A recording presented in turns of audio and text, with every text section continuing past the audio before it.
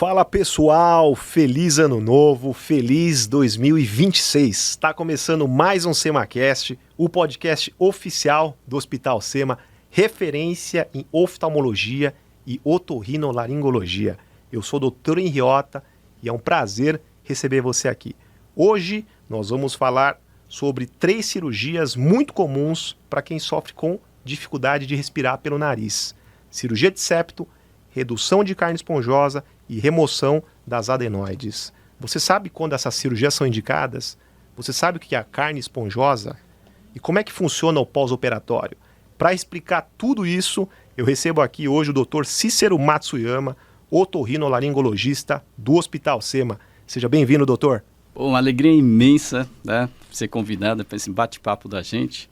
E eu já acabei falando com você atrás, aí nos bastidores com você, agradecer toda a produção do SEMA, pessoal do marketing aí, muito obrigado pela lembrança do meu nome. A gente fica muito honrado depois de alguns anos trabalhando no hospital. Passou muito rápido, mas para mim eu me orgulho muito de trabalhar nessa instituição há alguns anos. E a gente comentei, que eu já estava falando para você, que há uns 3 anos, 2 anos, 3 anos, chega o pessoal do marketing, ou pelo menos que divulgava o nome do hospital, que a gente poderia fazer um podcast. Eles ficaram de pensar, quanto que isso é em valor financeiro, quanto que a parte de produção, tudo que eu sei que requer muito trabalho, muito apoio financeiro também, ficaram de pensar. E quando fui convidado agora, faz algumas semanas, eu fiquei extremamente contente. Muito obrigado pelo sucesso todo de vocês, pela produção, por toda a estrutura que vocês estão dando para a gente. A gente fica muito contente, né, de trabalhar nessa instituição, ao mesmo tempo saber que a gente está promovendo uma maior informação aos nossos pacientes que eles precisam. Muito obrigado, enfim, e um excelente ano novo que estamos começando agora, 26, e sem dúvida nenhuma, com maior informação, uma formação correta e clara. Obrigado, doutor. Obrigado, doutor. Para a gente é uma honra receber o senhor aqui. Vamos fazer a apresentação do nosso convidado. O doutor Cícero, ele tem a formação em medicina, a residência dele em otorrinolaringologia, o mestrado e o doutorado, tudo pela Escola Paulista de Medicina, a Unifesp. Ele é membro da Associação Americana de Otorrinolaringologia, membro da Associação Americana de Rinologia, membro da Associação Brasileira de Otorrinolaringologia e Cirurgia Cérvico-Facial. E está só há 32 anos, né, doutor? Então, pouquinho, né? Então, são poucas coisas que tem 32 temporadas. Tá? Nem Grey's Anatomy tem isso, você imagina, né? Mas é com muita honra que eu estou todos esses anos aqui, com um prazer imenso na formação dos médicos que passam por lá e hoje em dia estão em outros locais, promovendo uma saúde adequada para os pacientes, né? Um motivo de muito orgulho para mim, em especial, trabalhar na instituição. Legal. E uma curiosidade pessoal, como bom japonês gosta de pescar? Pescador? Então, o japonês que a gente estava comentando, o japonês gosta de algumas coisas. Às vezes é pescar, tirar foto. Eu também curto cozinhar, mas eu não faço nada gourmetizado, não. Eu gosto de cozinhar coisas de casa mesmo. Como a moça que trabalha em casa, algumas moças trabalham em casa, não vão no final de semana, a gente acaba indo para a cozinha mesmo. Que ficar pedindo fast food é muito ruim. Então, eu acabo cozinhando as coisas de casa e pelo menos o pessoal fala que eu cozinho bem. Então, além de operar e atender, acho que cozinhar é mais ou menos a minha praia. Legal, doutor. Muito bom. Agora, para a gente começar, doutor, então vamos falar um pouco, vamos começar sobre desvio de septo. O que é o desvio de septo, doutor? Na verdade, você pode observar nas minhas narinas aqui, são 2 orifícios distintos. Por dentro também, viu, Henry? Isso que é muito bacana, tá? Não é uma cavidade única, dividido por uma parede. Essa parede nós damos o nome de septo nasal, que no início, aqui bem na frente, é cartilagem e lá no fundo é a parte óssea. É difícil ter uma pessoa que não tem desvio, viu, hein? Todo mundo tem um pouquinho de desvio. Mas aquelas pessoas que possuem um nariz entupido, uma obstrução nasal, a gente precisa, às vezes, operar, às vezes, tratar de uma forma mais adequada. Então, o septo nasal nada mais é que a membrana que separa as 2 cavidades nasais. Da mesma forma que a minha narina é dividida por 2 orifícios, lá por dentro também são 2 cavidades distintas dividindo uma parede. Mas esse desvio, então, por exemplo, o paciente que tem esse desvio de septo, ele tem dificuldade só de um lado. Geralmente é isso, ou não? Pois é, interessante sua pergunta, muito, muito pertinente. Na verdade, nós temos estrutura, se for mostrar aqui a nossa figura aqui, ó. Aqui foi retirado o septo, que é a parede, então mostrando a parede lateral nasal. Então nós temos essas outras estruturas aqui, ó. Dá para ver aqui? Isso, perfeito. Que a gente chama de corneto ou concha nasal, que ele pode se hipertrofiar por alguns processos inflamatórios, uma rinite, uma sinusite. Olha que coisa interessante. Se a pessoa tem um desvio para o lado direito, por exemplo, do meu lado direito e esquerdo de vocês na tela, esse espaço desse lado seria ser maior. Mas o que acontece é que aumenta o cordento nasal. Então, ele ocupa espaço.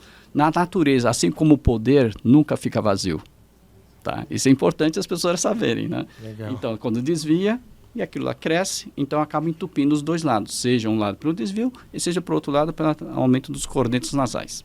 Tá? E qual que seria o sintoma mais comum de quem tem desvio de septo? É o nariz entupido, que é o mais comum, assim, mais frequentemente, ou mais, pelo menos, a forma aguda, e ao mesmo tempo tem a boca seca. Então, a pessoa vai dormir, aquela nariz entupido, vai abrir a boca e vai respirar pela boca, vai ter a garganta seca. Além de outros fatores, tipo a falta de olfato, que é muito importante para a gente, né? É um sentido extremamente importante, tanto para a sua segurança, por exemplo. Se você não sente o olfato, você não sabe se aquele alimento está estragado ou não, se ele está em boas condições ou não. Até você chega em casa, a sua esposa chega lá com um perfume, tem todo aquele ar romântico, da pessoa sentir o cheiro, isso é muito importante. E outra coisa muito importante, 70% do paladar é o olfato. Por isso que o enólogo pega uma taça de vinho, ele sente primeiro o aroma para depois provar. Porque ele, através do olfato, ele sabe mais ou menos até como está o vinho já. Que interessante, okay? Que Então, interessante. é muito importante. E tem outros detalhes, né? Por exemplo, um detalhe muito importante. Por exemplo, quem tem o desvio por lado direito, por exemplo. Normalmente, a pessoa dorme para aquele lado que tem o desvio. Por quê? Fazendo assim, ele consegue respirar para o lado esquerdo. E tem um porém. O nosso estômago sendo assim, se a pessoa deita para esse lado, o conteúdo do estômago sobe. Por isso que quem tem desvio de septo por lado direito tem mais refluxo. Que interessante. Então, pois, além do nariz entupido, além de todos os problemas, tem muita gente que faz tratamento do refluxo, não melhora porque dorme do lado direito. E com isso faz com que o refluxo não melhore. Toma antiácido, toma aqueles líquidos brancos, toma os bloqueadores de ácido, e não melhora porque dorme do lado direito. Tanto que mulher grávida, essas meninas que estão aqui junto com a produção, na hora que ficar grávida, todo mundo manda dormir para o lado esquerdo, exatamente para não dar refluxo também e atrapalhar a circulação de todo o conteúdo do útero, né? Não, interessante. É. Mas aí o senhor falou assim, o desvio de septo, ele é muito comum e todo mundo tem um pouquinho de desvio.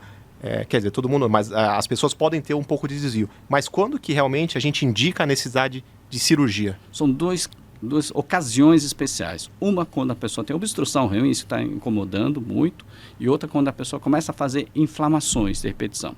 Porque o nosso corpo é muito interessante. Tudo aquilo que acumula no nosso corpo, ele infecta. Tanto que as meninas que estão aqui, se deixar de fazer xixi, dá o quê? Dá cistite.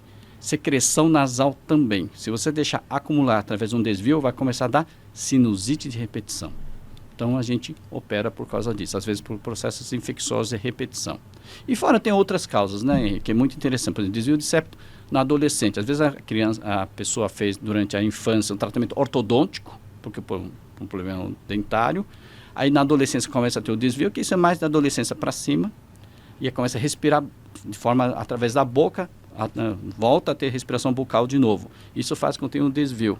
Isso atrapalha toda a arcada dentária, toda a respiração, a posição da pessoa. Muitas vezes você vê uma posição com arqueamento do ombro, de toda a coluna, por causa da respiração. Por isso que a gente acaba operando também. Então, resumindo, 2 casos principais. Por nariz entupido e por causa da infecção. Basicamente é isso. Existem outras nuances, mas basicamente é por essas duas situações. Mas o senhor fala, por exemplo, uma frequência de sinusite. O que seria o aceitável? Até 2 por ano, 1 por ano, ok. Tá? Desde que não deixe a pessoa com muita secreção, muitos sintomas de dor de cabeça após, ok. Tem 1 por ano, somente pacientes, até médicos, por exemplo, trabalham, o pessoal da equipe que trabalha no pronto atendimento do Hospital SEMA, muitos deles ficam 1 vez por ano doentes por causa do atendimento, que eles se contaminam, enfim, os pacientes... então, mas é ok, 1 vez por ano ok, viu, Henry? Mas acima disso, realmente a gente começa a pensar. E a famosa carne esponjosa, doutor? Esse termo aí que é isso daí, doutor? A carne esponjosa é um termo que vem da década de 40, 50, que nós não tínhamos muita informação e o médico não tinha muito recurso para explicar aquilo que entupia o nosso nariz. Ele jogou tudo num balaio, tudo num conjunto de situações que ficava mais fácil para ele falar que era carne esponjosa, ou seja, mostrando aqui na figura, tudo aquilo que crescesse dentro da cavidade nasal e causasse obstrução nasal, daí o nome de carne esponjosa. Eu não vou colocar isso como um pecado capital, isso não, porque na época era difícil realmente explicar, não tínhamos muitas figuras e a formação da população era menor. Então o doutor falava, tem uma carne esponjosa que cresceu aqui e entope o nariz, a gente vai operar, vai removê-las para você respirar melhor. Resumia muito. Hoje em dia não, diante de todas as informações que estão na internet, a pessoa pode ir para o ChatGPT, no Google, no YouTube, e a pessoa tem uma noção melhor. Desta forma, durante as consultas, a gente costuma, através de uma figura, explicar o que está obstruindo ela. Mas vai desde os aumentos dos cornetos, são essas expansões laterais que nós temos, até nas crianças que tem um aumento da adenoide, que é um tecido que cresce aqui no fundo do nariz. Dá para ver aqui na frente, aqui no fundo do nariz, tampando aqui, a pessoa não tem como respirar e causa o nariz entupido. Dessa forma, a gente opera. Então isso todo mundo chamava de carne esponjosa, né? Então, e realmente a adenoide onde se operava com maior frequência, quando ela é retirada do corpo humano e coloca em cima da mesa da gase, realmente parece um morango mais maduro, assim, bem molinho, tal. Daí acho que veio esse nome. Mas existem outras alterações, aumento de tecido tipo pólipo, também o pessoal está classificando como uma carne esponjosa. Se você for ver aqui na nossa mão, por exemplo, um pólipo nasal, ele parece uma uva Itália descascada. Sabe aquela lixia? Sim. Lixia que a gente come no final de ano, descascadinha. Não aquela parte vermelha, descasca, não fica branquinho aquilo lá. Então aquilo lá parece um pólipo nasal que cresce por algumas situações. Quando a pessoa tem muita alergia, quando a pessoa tem muita infecção, tipo sinusite, muita sinusite, a pessoa pode ter isso aí também, que a gente faz a remoção. Hoje existem vários métodos, laser, através de instrumentos mais sofisticados, que a gente pode ter remoção, tá? E aí, quando o senhor falou de hipertrofia de corneto, e qual que é a principal causa disso? É alergia? O que é? São duas causas, de novo. Alergia, tá? E outra coisa é infecção de repetição. Processo inflamatório em si. Mas a alergia realmente é a causa principal. Olha que coisa interessante. Você lembra da Branca de Neve e os Sete Anões? Opa, lembro. Então, você lembra que Branca de Neve e os Sete Anões eram 7 anões e 1 atim. Hoje, devido à vida moderna e toda a poluição, seriam 2 atins. Nós dobramos a frequência. Hoje, em 30%, mais ou menos, nas grandes cidades, 25%, 30% tem processos alérgicos, tanto dermatológicos, como a nível nasal ou respiratório, tipo asma. Isso é por fatores ambientais, no caso? Eles acham, tanto como a poluição dos veículos automotores, como a indústria em geral, e também a utilização da nossa alimentação por alimentos sintéticos que foram muito bem foram manipulados, foram... qual o termo que a gente usa mesmo? Eles foram... Agora esqueci, mas enfim, são alimentos artificiais através de o acréscimo de estabilizantes e tal, e parece que isso faz com que a pessoa fique mais alérgica, tá? Entendi. Então, aí se fala assim, então, como é que é isso então? Quer dizer que antigamente tinha menos alergia? Pois é. O Charlie Brown, você lembra? Tem um personagem que tem o Charlie Brown tudo limpinho e tem um sujão. Você lembra que ele vai andando até vai subindo a fumacinha. Sim. Esse é o menino mais, teoricamente, mais rígido que tem. Rígido. Porque ele entra em contato com muita sujeira, então a alergia dele é menor. Tá? Isso todos os congressos americanos eles falam. Tá? Então aquele nenenzinho que usa aquela luvinha, não deixa pegar em nada, a mamãe limpa tudo, limpa com álcool gel e tal, potencialmente esse menino pode ficar mais alérgico. Poxa. Porque quando ele fica adulto, então ele fica com mais um contato primário de novo com esses alergênios que nós temos contato diariamente. Então o sujão ele é mais forte. O segredo é expor as crianças, então não... Lógico, com moderação. Deixar... Não vai lamber o vaso sanitário, por exemplo. Não longe disso, né? Sabe aquele menino pé vermelho que joga bola, que hoje não tem nem lugar para jogar bola, né? Verdade. Esse é um menino mais saudável. Dificilmente você vê nesses lugares menino com escorrendo no nariz. Esse cresce sem alergia. Cresce, não, vai que vai, né, meu? É o raiz, né? É o raiz, esse é o menino. Tanto que a gente indica, assim, mas o problema é que hoje as crianças vão desde a infância, da tenra idade, 6 meses, vão para a creche. Que chama escolinha, que é mais chique falar escolinha do que creche. Vão para a escolinha. Isso faz com que o contato com outras crianças com doenças é mais frequente e eles ficam num ambiente muito fechado, sem contato teoricamente, com as bactérias boas, que seriam bactérias do dia a dia da gente. Poxa, mas eu achei que o contato já na creche já era o suficiente para eles criarem imunidade. Então não é... O ideal é ficar jogando bola, no terrão mesmo. E no parque lá, da praça. Então brincar, isso é o ideal. E o problema é que essas crianças que ficam nessas escolinhas ficam numa comunidade muito fechada. Fica uma bolha, né? Fica doente. Tanto que a gente até fica doente. Você, por exemplo, deve ficar muito sem criança. Falou que tem 3 crianças pequenas, elas voltam doentes, você fica doente também. Com o meu mais velho, eu ficava mais doente que ele. Então, você pegou imunidade já. É que na minha época, olha que interessante, hein? Quando não tinha vacina, quando uma criança pegava cachumba, o que os mais velhos faziam?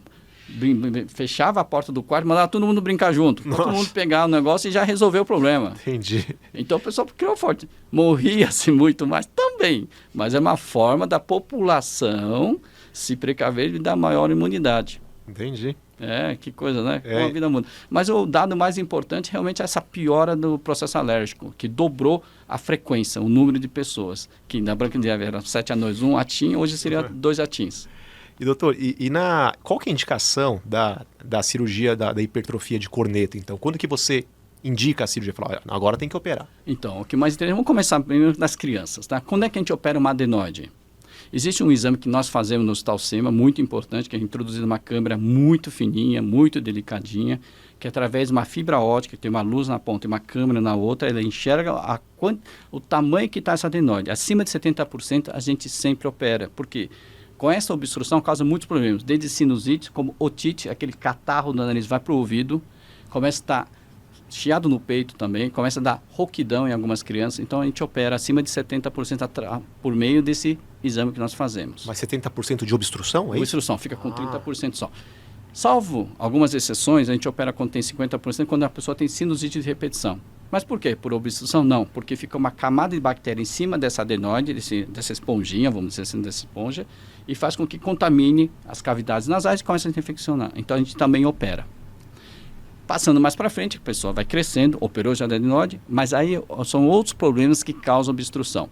Dentre esses problemas, além do desvio de septo que a gente já comentou, é o aumento dessa estrutura que chama corneto nasal. O corneto nasal ele tem um tecido muito semelhante ao pênis masculino. Ele enche de sangue, principalmente com processo inflamatório ou processo alérgico.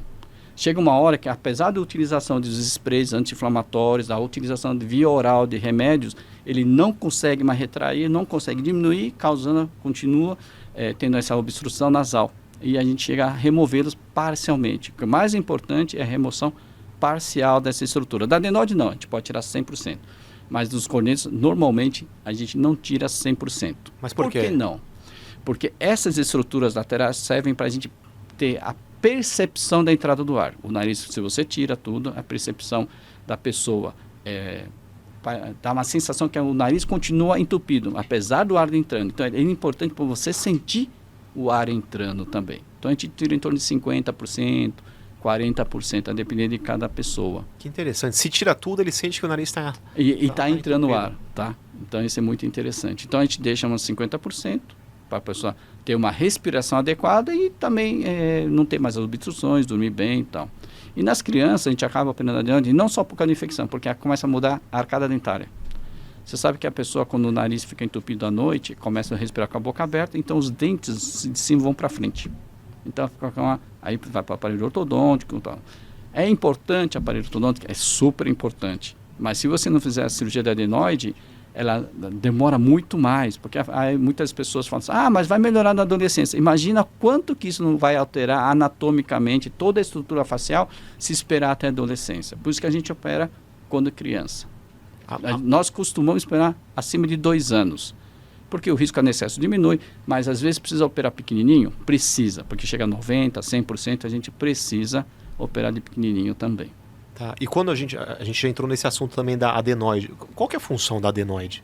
Então, até os 2 anos de idade, assim como as amígdalas, ela é uma das responsáveis de produção de IgA, que é um tipo de anticorpo que circula no nosso sangue também e tem nas nossas peles úmidas, que a gente dá o nome de mucosa entre os médicos.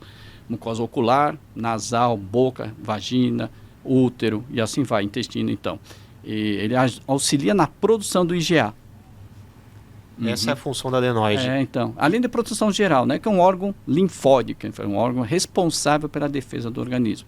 Mas só criança que tem, depois ela atrofia depois de 2 anos ela perde um pouco da função disso aí, causando só obstrução.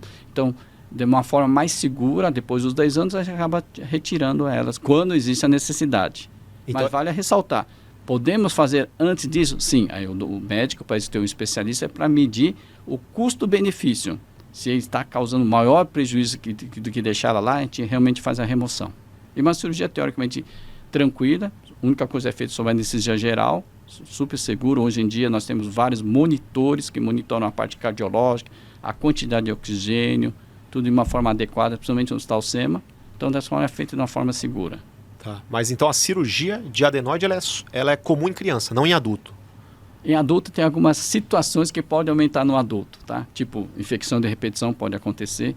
Quem utiliza cannabis, tá? Quem utiliza cannabis tem quando tem adulto, né? Vou falar de uma forma mais popular, quem fuma maconha, né? Vou falar de forma mais simples, quem fala cannabis tem muita gente que não entende, tá? Às vezes quando a pessoa usa aquelas gotas tópicas, tipo Nelsoro, Afrin, Aturgil, com muita quantidade também causa. Quem tem polipose nasal, que eu falei para você que parece uma uvitária, também pode ter, todo o processo inflamatório. Quem tem HIV e está sem controle, também aumenta.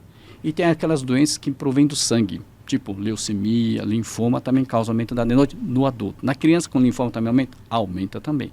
Mas no adulto a gente fica muito esperto, que não é comum, que normalmente são crianças que têm aumento da adenoide. O adulto tem o quê? Aumento do corneto, um desvio de septo, às vezes um pólipo nasal. Basicamente isso. Além dos tumores, mas os tumores são mais raros, tal. Nós também tratamos de forma correta, mas não é o do dia a dia da gente. E o exame para fazer o diagnóstico disso, então, qual seria? Seria algum exame de imagem? Não, primeiro a gente começa um exame clínico bem feito, através de um instrumento que nós utilizamos, que vemos no consultório, tá? Aí passamos para a segunda etapa, normalmente a gente consegue identificar. Tá? A gente vê através da nasofibroscopia, que é aquela fibra óptica que a gente introduz pelo nariz, bem fininha. É uma câmera. É uma câmera, a gente introduz, vem lá no Hospital SEMA, a gente costuma fazer com muita frequência. Tá? Diante disso, a gente complementa o diagnóstico com o quê? A gente faz tomografia, tá? E a gente tem a exatidão do diagnóstico. Muito, muito legal. É bem bacana mesmo isso aí. Mudou muito. Eu estou formado há 35 anos já. Então eu vi a mudança da otorrinolaringologia, tá? Todos os passos, tudo aquilo que foi evoluindo, todos os instrumentos. Então foi muito bacana essa minha passagem todos esses anos na otorrino. Doutor, e quando a gente vamos começar pelo desvio do septo. Fizemos o diagnóstico, tem indicação da cirurgia. Como é que funciona a cirurgia? Desde a anestesia, como que é o pré-operatório, como que é a cirurgia? Então normalmente a gente faz o que eu falei, tanto adulto quanto criança faz aquele exame da nasofibroscopia, tá? Que mostra aqui na figura. A gente faz uma tomografia, que é um raio-x basicamente feito por computador, não precisa de contraste, pelo menos para a parte nasal, raramente a gente precisa de contraste, então é um exame mais tranquilo. E diante disso a gente faz o exame de sangue, faz uma avaliação cardiológica, tá? Estando tudo ok, a cirurgia é feita para anestesia geral. É geral. Geral. No oftalmo é bem interessante, na oftalmologia, quando faz catarata, se faz com sedação. É uma sedação. Tá? Agora, por exemplo, mas a retina normalmente faz com geral. Isso, é isso mesmo. Tá? E hoje a anestesia geral é bem segura. Por quê? Você sabe que é uma coisa interessante também, né, Henri? Há uns anos atrás, doutor, aí você falava para o paciente, tem que operar. Ah, doutor, eu não tenho medo da cirurgia, não, eu tenho medo da anestesia. Essa é a pergunta. Por quê, né? Isso é muito comum, né? É muito comum, eles falam isso mesmo. Hoje é bem mais tranquilo porque os pacientes são muito bem monitorados. Quando eu me formei alguns anos atrás, quando chegava um paciente de 65 anos, eu falei, puxa, o senhor corre risco, não dá para operar não. Muito já está muito velho, imagina, né? Hoje em dia, devido a todo o fator de a gente colocar a monitorização completa do paciente, hoje nós lá no Hospital SEMA operamos 90 anos, apesar que é sedação, catarata, mas mesmo assim, todo monitorado, nós operamos 90 anos, não é? Sim, é verdade, sim, né? É verdade. No dia a dia da gente. Sim, a gente paciente de um plano de saúde que nós atendemos, 60 anos é criança. É verdade. Em particular, um dos planos de saúde que nós atendemos lá, né? Sim, sim. Então, e com isso, com o advento da anestesia, hoje, não estou falando que não tem risco nenhum, absolutamente, tá? Existe risco, existe, mas bem pequeno. Sobre a anestesia geral, a única coisa que mudou também na anestesia, hoje a gente não faz mais o gás inalado, tá? Isso foi um dos fatores, porque o gás que ia fazer a anestesia geral, que colocava medicação num produto, e saía um vapor, e esse vapor frio, obviamente não quente, entrava no pulmão e a gente absorvia e a gente dormia. Hoje se trocou para através de medicações endovenosas, através da medicação na veia, a pessoa dorme, e quando acaba a cirurgia, o cirurgião fala, doutor anestesista, acabou a cirurgia. Ele desliga, ou seja, é feito por uma bomba. Na verdade, a bomba é um aparelho que vai introduzindo aos poucos o anestésico. O doutor fala, doutor, acabou a anestesia. O anestesista chega, desliga, em 10 minutos o paciente acorda. Tá? Salvo exceções. Se a cirurgia demorar um pouquinho mais, aí realmente o paciente demora um pouquinho a acordar. Mas normalmente acorda rápido e muito bem. Há uns anos atrás, quando eu operava, o paciente ficava sonolento 6, 7 horas, tá? Ficava 2, 3 horas na sala de recuperação pós-anestésica, tá? Isso melhorou muito, tá? Então, tanto o risco de complicações cardíacas como cerebrais melhorou muito, viu, Enio? A anestesia deu um sobressalto muito grande nos últimos anos, né? Tanto que esse medo de, tenho medo da anestesia diminuiu bastante. Continuando na cirurgia de desvio do septo, você é quebrado o osso? Como que é feito isso? Na verdade, o que acontece, por que a pessoa tem um desvio? Além dos traumas, como você já falou, imagina você colocar esse seu envelope num envelope pequeno. O que você tem que dobrar? Tem que fazer? Tem que dobrar. Então, o que acontece? Na verdade, a gente acha hoje, além dos traumas, é que a cartilagem, ou a parte óssea, quis crescer mais que podia comportar. Então, ela tem que entortar. Então, dessa forma, tem os desvios. Então, na verdade, o que a gente faz na septoplastia é tirar esse excesso. Está torto nessa forma, a gente faz uma incisão para cá e emenda os dois lugares para ficar reto. Obviamente, tem que falar sempre para o paciente que a gente não consegue deixar o septo como fosse essa mesa, ou uma massa corrida da parede. É um produto orgânico. Fica um pouquinho desviado, mas suficientemente bom para a pessoa respirar. Tá? Eventualmente, a gente consegue. A maioria das vezes, a gente consegue deixar bem lisinho mesmo, dessa forma, como essa mesa aqui. Mas às vezes pode ficar pegando desvio, mas normalmente não atrapalha a respiração ou normalmente não causa mais sinusite de repetição.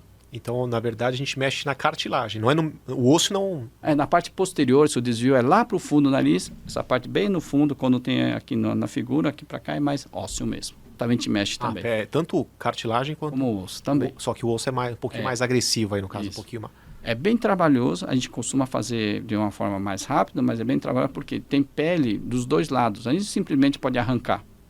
A gente faz um descolamento, tipo descascar uma laranja com o maior cuidado, tira o SF e põe a pele de novo no lugar.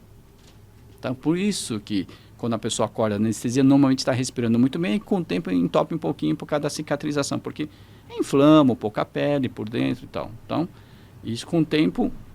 Isso volta a ter uma espessura adequada e a pessoa respira bem. O que é interessante é que uns anos atrás a gente colocava tampões nasais, né? Deixava 2, 3 dias. Por causa de sangramento? É por causa de sangramento. Hoje, com o método cirúrgico feito com fibra ótica também, através de endoscópio, de câmeras, a gente consegue deixar 99% dos pacientes sem tampão nasal. Nossa, que interessante. E o primeiro paciente sem tampão nasal que fiz no Hospital Sema fui eu que fiz. Que legal, doutor. Eu fui muito contestado na época. Eu falei assim, esse paciente vai sangrar, vai dar trabalho. Eu falei, não, vou deixar assim, eu enxergo o que eu estou fazendo, pô. E não sangrou? Não sangrou. Aí depois todo mundo começou a fazer sem tampão. E aí começou tudo isso aí. E como é que funciona o cuidado pós-operatório da cirurgia de desvio de septo? É fundamental que a gente espera, assim, não tem dor. Tem um incômodo, vou falar que não dói nada, zero. Dor, mais dor quando respira? Porque mexeu na manipulação, né? Sim. Mas normalmente não causa muita dor, não. É um incômodo. Porque é chato, mas, assim, os pacientes só estão acostumados a lavar o nariz com soro, tá? Então, o que a gente pede para o paciente, basicamente, o que pode incomodar mais é a lavagem com soro fisiológico no pós-operatório. Quanto mais fizer a lavagem, mais rápido sara. A cicatrização é melhor, porque já remove as crostas, o processo inflamatório e tal. As mulheres fazem uma forma magnífica, tá? Os homens deixam a desejar. Então, todo aquele que a gente examina no pós-operatório, todo aquele nariz cheio de crosta, sujeira, é de homem. Mulher limpa que é uma beleza. Por isso que tem mais mulher que homem, pô. Por isso, mulher se cuida mais. Eu percebo na oftalmologia também. Interessante. Henry, quantos viúvos você conhece? Viúvo? É poucos, né? Nenhum. Poucos. O homem morre tudo, porque não cuida, não trata, não toma remédio, não vai no médico. Mulher que é verdade. Mulher, quem é sexo forte é elas, elas que são mesmo. Não, só tem viúva. Aí perguntam aquelas vovós que a gente atende lá no Hospital Sema, quanto tempo a senhora viu? Faz 30 anos, doutor. Vai ver que a gente não dura nada, cara. E quem tem mais medo de cirurgia é o homem, né? O homem, pelo menos na oftalmo, é o que mais pergunta. Não sabe se cuidar, não sabe tomar remédio, não sabe seguir uma receita. É isso mesmo. Né? Quem marca consulta é a mulher. É verdade. Às vezes a mulher que acompanha, ele não sabe nem o que vai falar. Então, o que eu tenho? A mulher que fala. Fala tudo, então. Você vê, né? E agora vamos falar da cirurgia. A gente falou da cirurgia de desvio de septo, né? E depois... O paciente já sai respirando normalmente ou não? Ele demora um tempo? Como é que é? Não, normalmente ele tem uma melhora súbita, tá? Mas com o passar de algumas horas, dias, 1 ou 2 dias, dá uma piora por causa do processo inflamatório. Como qualquer cirurgia, dá uma inflamada um pouquinho. Então ele sente que, puxa, eu queria ficar como e acordei da anestesia. Mas isso aos poucos ele vai melhorando, tá? Com lavagem nasal e tal. Em 2 semanas ele está basicamente bem. Tá certo. Normalizado. Primeira semana eu vou falar para vocês que é mais difícil. Depois ele vai melhorando rapidamente e costuma evoluir muito bem. O mais importante, ninguém morre de cirurgia de desvio de septo, tá?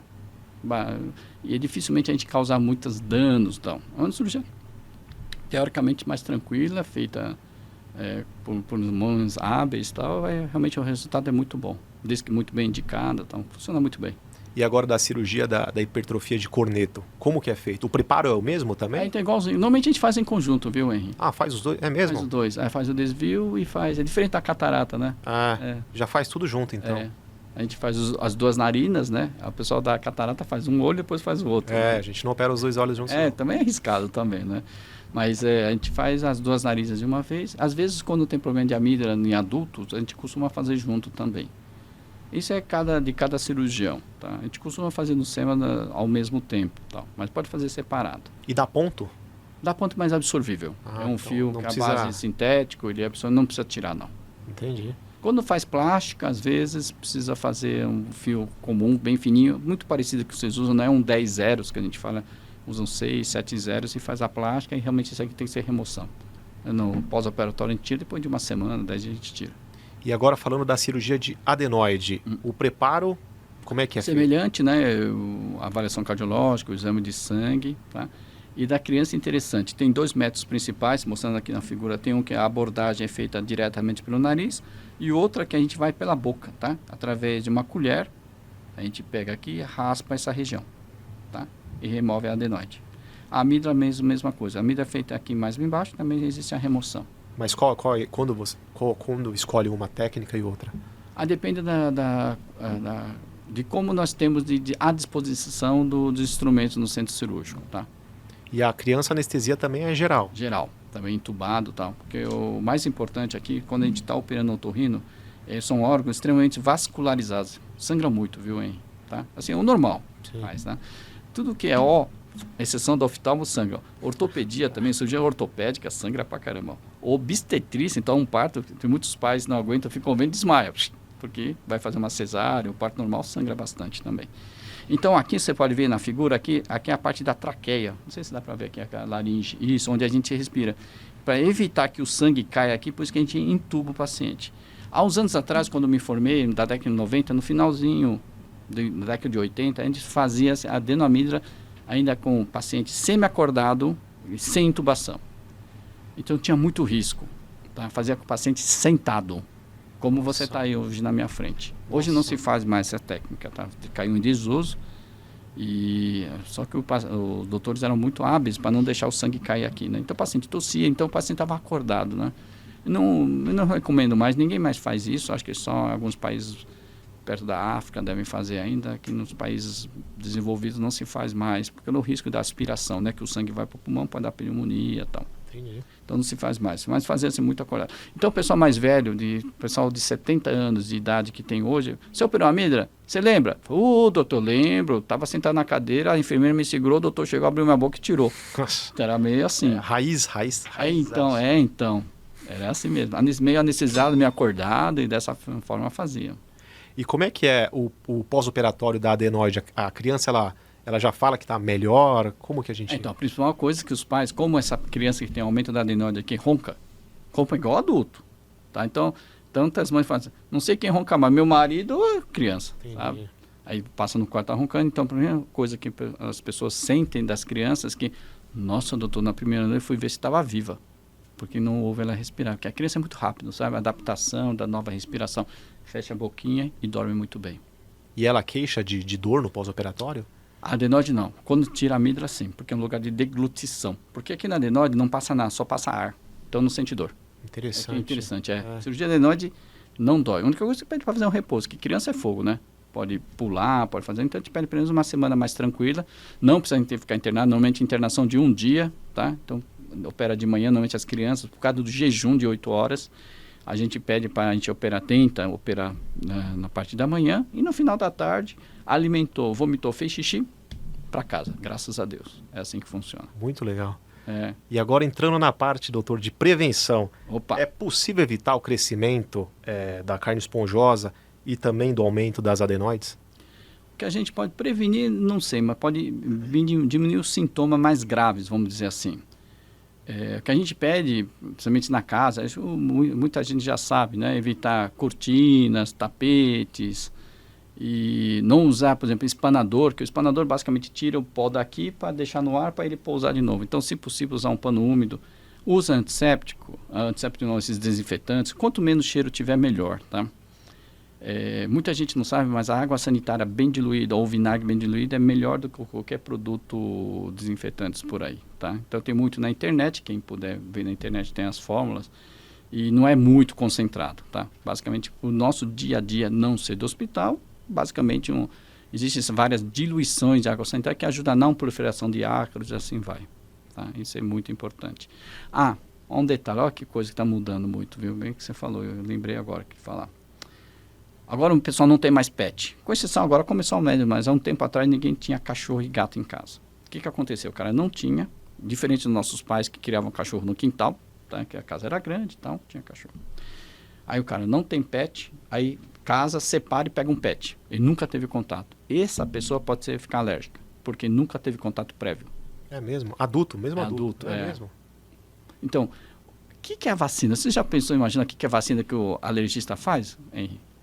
O que é a vacina? É uma exposição, né? Então, na verdade, é que dava aquela história do veneno dado em pequena quantidade até que você acostuma. É mais ou menos assim a vacina. Então, você pega uma concentração bem pequena, o suficiente para não te dar reação e vai te dando aos poucos até aumentar a concentração até que você ficar ok. Só que essa pessoa que não teve PET quando criança, ela não está imunizada. Então, a chance dele pegar um processo alérgico depois de adulto é muito grande. Então, eu falei, puxa, eu dou 40 anos, agora fiquei alérgico a gato, cachorro, esse negócio, por causa de que não teve exposição prévia. Pode ser que ele seja alérgico desde criança e não teve oportunidade, mas normalmente quando o contato é na infância, normalmente a pessoa é menos alérgica. Então, seguindo a orientação do Dr. Cícero, brincar no parquinho, brincar com cachorro, brincar com gato, tudo criança, né? Criança, esse é o melhor, esse que é o mais saudável, tá? E eles falam, viu, nas aulas pessoal da Sociedade Americana, a primeira coisa, o slide que eles mostram é o amigo do Charlie Brown, todo sujão. Esse é o menino mais saudável. Esse é o mais saudável. É saudável. E realmente se nota isso. O pé vermelho, o moleque pé vermelho, que brinca com caramelo desde criança, esse molecão. É difícil realmente ver nariz escorrendo dessas crianças. É difícil. Eu não reparei, mas eu vou começar a ver isso aí. Ou a criança que desde o nenenzinho vai pro sítio, final de semana, sábado, domingo, não fica só no apartamento, né? Sim. Vai pescar com o vô, vai jogar bola com o vô, vai no gramado, vai no sítio e tal. Essa criança é mais saudável. Doutor, o senhor já falou alguns hábitos aí, por exemplo, fazer higienização com pano úmido, mas que mais hábitos a pessoa pode ter para ela manter uma saúde nasal saudável? Lavagem com soro fisiológico, tomar cuidado sempre com aquelas garrafinhas, agora está muito na moda as garrafinhas. Isso, está mesmo. Só tomar cuidado para não fazer com muita força, senão vai para o ouvido, viu, Henry? É mesmo. E aí começa a dar infecção, dar otite e tal, sem fazer com moderação. Não deixar o soro fisiológico, por exemplo, na geladeira, porque por causa da temperatura pode dar dor de cabeça. O ideal é sempre você preparar, hoje tem aqueles sachês, né, que você prepara na hora, você pode que é mais higiênico do que deixar o negócio na geladeira, não tem cabimento um negócio desse, né? Então a pessoa prepara e faz a lavagem nasal. Se tiver muito frio, por exemplo, nesses dias nós tivemos muito frio em São Paulo, pode até aquecer um pouquinho no micro-ondas, deixar uma temperatura agradável para você poder lavar o nariz. Então, 2 vezes ao dia, das pessoas suscetíveis a esse problema, pode fazer a lavagem nasal sem problema, com soro fisiológico e tal. Mas existe uma técnica, então, né? Você não tem que ficar com a boca aberta, é isso? Como é que funciona, doutor? Tipo, imagina aqui, isso aqui, a minha xícara aqui é o ralo, aqui é a pia, a ponta do nariz, a ponta do nariz em direção ao ralo, abre a boca, que quando você abre a boca, o céu da boca sobe. Isso evita que esse soro todo vai para sua garganta. Aí, através da boca aberta, você pode falar um bé, assim, e joga a seringa ou a garrafinha. Isso faz que pode ou não sair para o outro lado, através da higienização você não vai engolir tanto aquele soro. Muito legal. Boa. Dessa forma, e não fazer com muita força, menos criança, tá? E sempre quando fazer com criança, avisar que vai fazer. Nunca faz assim, repentinamente, sem ela estar preparada. Senão ela vai chorar, aí vai no lugar errado, vai para o ouvido e tal. Então o ideal é realmente não avisar sempre a criança. Doutor, muito bom o bate-papo. A gente sabe, tá, que o nosso hospital, o Hospital Sema, ele é referência na parte de otorrinolaringologia e dessas cirurgias que a gente falou, o paciente consegue fazer tudo no Sema? Ele tem todo o suporte, ele consegue fazer a consulta, o exame, o diagnóstico, tudo com a gente? Sim, inclusive exame de sangue, nós temos todo um aparato necessário para um excelente atendimento de otorrinolaringologia, de excelência mesmo. Assim como o hospital principal, né, a unidade principal que fica no bairro do Belém, em São Paulo, assim como as 21 unidades que nós temos hoje espalhadas na Grande São Paulo, eu acho que vai abrir até no litoral também, a previsão é isso. Talvez Santos, outros. É bem interessante isso aí, vai ser muito bom para ter um bom atendimento a toda a população. Que legal, doutor. E agora, nessa sua jornada, 32 anos no hospital, com certeza o senhor atendeu muitos casos, mas teve algum caso especial de algum paciente que fez alguma cirurgia que teve a vida transformada, que o senhor lembra? Então, tem uma cirurgia especial que a gente faz de ouvido, que o doutor Andy, meu companheiro, ele foi meu assistente, mas hoje eu tenho como um colegão assim de trabalho, que a gente faz uma cirurgia especial de uma doença chamada otosclerose, que a gente coloca uma prótese minúscula, bem pequena, de 4,5 milímetros, e a pessoa volta a ouvir. Acho que é uma das cirurgias mais gratificantes para a gente, que a pessoa vem, às vezes, usando aparelho auditivo e sai sem usar nada. Sabe? Isso aí realmente é muito gratificante para a gente. Essa coisa na medicina, acho que é a coisa mais gratificante para a gente, né, doutor? Só de melhorar a vida da pessoa, são poucas pessoas que conseguem fazer isso, né? Isso graças, sem dúvida, a Deus, né? Que Deus nos ajuda muito em tudo, né? Eu sempre brinco para os meus assistentes que estão junto comigo, eu falo assim, Deus ajuda o doutor Cícero, e ajuda mesmo, sabe? Porque a gente toma conta de muitos pacientes, né? E graças a Deus a gente consegue ajudar muita gente. Muito bom, doutor. Antes de continuar, eu quero aproveitar e pedir para vocês se inscreverem no nosso canal, curtir o episódio, compartilha com seu amigo que tem uma obstrução nasal aí, que com certeza o conteúdo que o doutor está trazendo vai ajudar muita gente. E agora vamos para o nosso quadro Consultório Aberto. No quadro Consultório Aberto, os pacientes fazem perguntas, trazem perguntas aqui para a gente e a gente repassa essa pergunta aqui. São dúvidas mais frequentes que a gente recebe no consultório. Vamos ver se a gente consegue responder, né? 32 anos, no SEMA vai responder todas. Acho que sim. Cirurgia de septo dói? Normalmente não, tá? Então, lógico, a gente entra com as medicações pertinentes ao pós-operatório, 99,9% não dói, não. Sente um incômodo, não vou falar que não senta nada, mas normalmente o paciente não reclama. Eles reclamam da lavagem nasal com soro fisiológico. Eu acho chato, mas tem que ser feito, e quanto mais lavar, mais rápido sara. E é verdade que o nariz fica entupido por alguns dias depois da cirurgia? Sim, fica pelo menos uma semana por causa do sangue que se acumula. Então, lavando o nariz com uma maior frequência, esse sangue se elimina e a pessoa começa a respirar mais normalmente.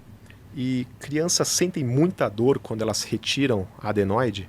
Não, zero, porque não é um local que só passa o ar. Agora, quando retira as amígdalas, realmente o paciente reclama até 7 dias de dor. As crianças em 2, 3 dias estão ótimas. Quanto mais jovem, de 2 anos, mais rápido cicatriza. Mais rápido não tem dor. Criança é impressionante a adaptação, né? A cicatrização, né? Dá para operar o septo e a carne esponjosa ao mesmo tempo? Dá, sim. Tanto que os cornetes nasais, isso é de rotina que a gente faz. É mais comum operar junto do que... Não, é separado, é mais difícil. A não ser que a pessoa tenha aumento dos cornetes nasais e tenha um septo centrado, sem desvios. A gente não mexe no septo, não vai mexer, não tem desvio, a gente faz realmente cirurgia dos cornetes. Quem tem rinite ou alergia pode fazer essas cirurgias? Pode, desde que a gente tem que ver não só pela rinite alérgica, e sim pelo pulmão. Normalmente quem tem um quadro alérgico mais intenso tem problema pulmonar, então a gente tem que compensar às vezes a asma. O paciente está em crise asmática ou tem crises muito frequentes, a gente deixa mais espaçada ou controlada para a gente poder operar por cada anestesia geral, tá? Entendi. Bom, pessoal, agora vamos para o nosso quadro Mito ou Verdade. Doutor, aqui o quadro é o seguinte, a gente faz, eu vou falar algumas afirmações, o senhor diga se é mito, se é verdade, tá? Vamos lá. Só quem tem nariz torto precisa operar o septo. Às vezes quando você faz plástica, às vezes o nariz não tem muito desvio e você precisa da cartilagem que a gente comentou para fazer uma remodelação nasal. Tá? Então a gente tira essa cartilagem em excesso para colocar, às vezes aqui na pirâmide nasal, para de forma estética ficar mais adequada. Então a gente usa o septo também, apesar de não ter assim, um desvio muito intenso, a pessoa não tem obstrução. Então a gente usa através de enxertos. A cirurgia, a carne esponjosa, ela volta a crescer depois da cirurgia? Normalmente não, a não ser que forem pólipos nasais, devido a processos alérgicos intensos. Que eu sempre falo para o paciente, quem tem pólipo nasal e asma é um casamento sem divórcio. Porque se ele não controla a alergia, isso vai voltar, tá bom? Tem um professor interessante, chama Renato Reutemann. Ele é professor, acho que da PUC lá do Rio Grande do Sul. Então ele fala que quem tem pólipo nasal intenso e asma, você fez a cirurgia, alguns pacientes começam a recidivar o pólipo na sala de recuperação pós-anestésica do quadro de gravidade, tá? Entendi. Então ele já usa esse termo, muito interessante, eu ouvi uma vez. Ele é muito bacana, eu costumo viajar com ele, ficar na mesa redonda com ele, e ele sempre fala isso. Então, quem tem pólipo nasal, asma e rinite muito intensa, esse paciente é um casamento sem divórcio. Tem que passar sempre. Não, precisa passar todo mês, né, Henry? Primeiras 2, 3 vezes no ano, ele tem que ver para ver se está tudo bem. O quadro alérgico, está estável, tal, beleza. E remover as adenoides faz a criança perder a imunidade? Não, porque a gente faz assim uns 2 anos, que eu falei para você, já a quantidade de GA já foi o suficiente para manter uma proteção, tá? Então a gente pode remover sem problema, desde que seja feito na técnica correta, sem problema, pode fazer.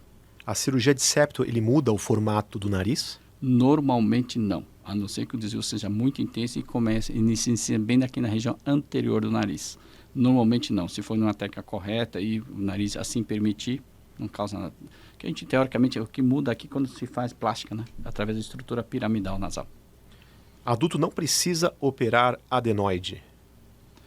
Assim, que a gente já contou, tem 5 eventuais situações que a pessoa pode ter aumento da adenoide, tá? Então, pode acontecer, mas não é no dia a dia, não. Porque o adulto tem aumento dos cornetos nasais. Então, doutor Cícero, nós estamos finalizando o episódio, mas que mensagem que o senhor gostaria de deixar para quem sofre de nariz entupido, ronco, dificuldade para respirar e tem medo de fazer a cirurgia? Então, a gente vai classificar em 2 medos principais. O medo da anestesia, que já respondi, através de monitorização correta, compensação das doenças pré-existentes, uma pressão alta, um diabetes, às vezes uma asma, se forem bem compensados, estiver bem, o risco é bem pequeno, existe, mas é mínimo. É mais perigoso para você andar numa calçada, alguém te pegar aí na rua, que existe o risco também, senão ninguém sai na rua mais. Tanto tem pessoas com síndrome de pânico que não saem de casa por causa disso. Mas nem por isso a gente vai deixar de sair de casa. Então, desde que faça todos os exames adequados, ok. E a cirurgia, desde que seja feita com um especialista, como nós temos no Hospital SEMA, tá? É um hospital referência para isso, acho que a pessoa pode ir sem medo e que vai ser muito bem atendido. Muito bom. Bom, pessoal, a gente vai finalizando por aqui. Hoje nós falamos sobre 3 cirurgias muito comuns que podem transformar a qualidade de vida de quem sofre com problemas respiratórios. Cirurgia de septo, a redução da carne esponjosa e a remoção de adenoides. Se você tem dificuldade para respirar, procure um otorrinolaringologista para avaliar o seu caso. Siga o Instagram do Hospital SEMA, @SEMAHospital. O nosso hospital fica no bairro do Belém, ao lado do metrô, na zona leste de São Paulo. Mas temos também mais 19 unidades externas nos principais shoppings da capital e da Grande São Paulo. A nossa central de atendimento é o 11 2602 8000. O Hospital SEMA está de portas abertas para cuidar da sua saúde. Muito obrigado, doutor Cícero. Muito obrigado a vocês que nos acompanharam até agora. E até o próximo episódio do SEMAcast. Muito obrigado.